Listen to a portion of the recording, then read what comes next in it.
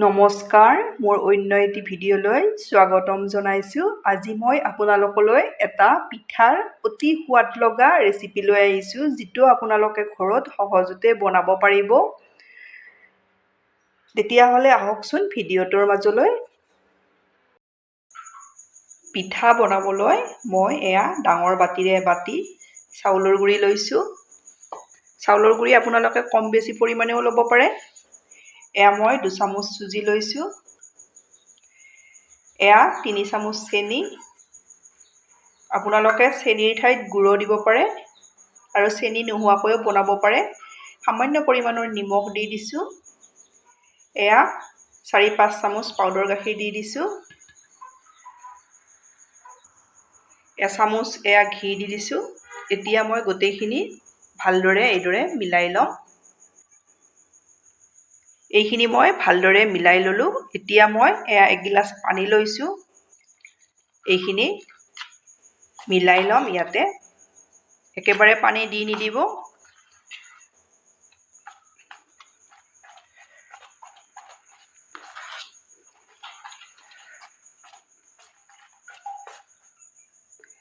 এইখিনি ভালদৰে মিলাই ল'ব লাগিব। এইদৰে 5 মিনিটমান সময় মই ভালদৰে মিলাই ল'ম। মই 1 গিলাচ পানী লৈছিলোঁ, আধা ব্যৱহাৰ কৰিলোঁ, আধা নালাগে। আপোনালোকে পানী দিওঁতে একেবাৰে নিদিব, কম কমকৈ দি এইদৰে মিলাই ল'ব। পানীৰ ঠাইত গাখীৰো দিব পাৰে।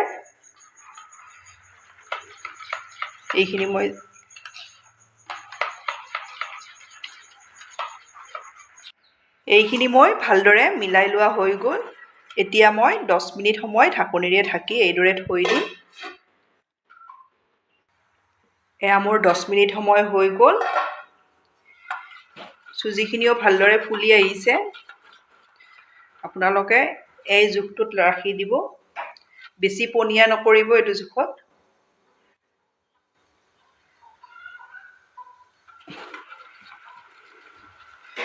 এইখিনি মই ভালদৰে আকৌ এবাৰ ঢাকনি গুচাই মিলাই ল'লোঁ। ভালদৰে মিলাই ল'ব। এতিয়া মই টিফিনৰ বাতি এটা লৈছোঁ। ইয়াতে অলপ ঘি সানি লৈছোঁ। ইয়াতে পিঠাৰ মিশ্ৰণখিনি দি দিলোঁ।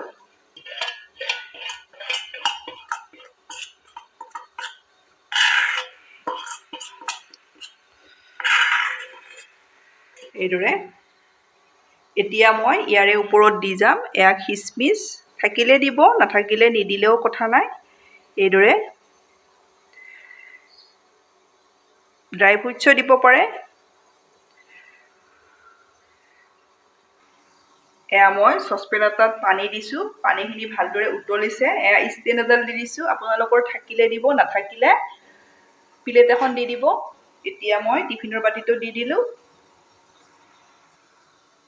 ঢাকনিৰে ঢাকি এইদৰে মোৰ পিঠাটো এতিয়া চেক কৰি চাম। পিঠাটো ৰেডি হৈ গ'ল। এইটো এতিয়া নমাই ল'ম। মই নমাই ল'লোঁ। অলপ সময় ঠাণ্ডা হোৱাৰ কাৰণে এইদৰে থৈ দিম। পিঠাটো ঠাণ্ডা হ'ল। এতিয়া টিফিনৰ বাতিটোৰ পৰা মই উলিয়াই ল'ম। এইদৰে ছাইডটো অলপ ছুৰীখনেৰে দি দিছোঁ।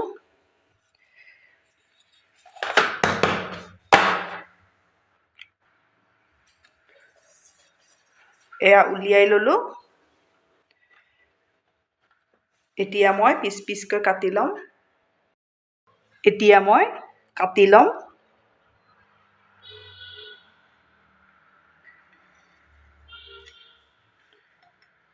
এইদৰে